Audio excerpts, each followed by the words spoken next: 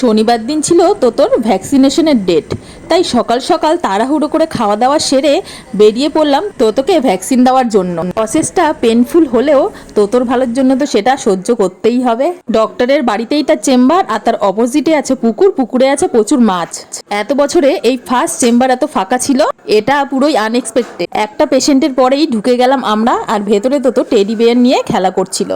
তোতোকে vaccine দেওয়ার সময় তোতো বিন্দু মাত্র কাঁদেনি, আমি এটাই একদমই শকড হয়ে গিয়েছিলাম, ইভেন ডক্টরও। আর একটা ক্যান্ডি পেয়ে ও তো ভীষণই খুশি। তারপর আমরা রওনা দিলাম বাড়ির দিকে। ফেরার পথে একটা গাছে গিরগিটি দেখে তোতোকে দাঁড়িয়ে দাঁড়িয়ে গিরগিটিটা দেখালাম।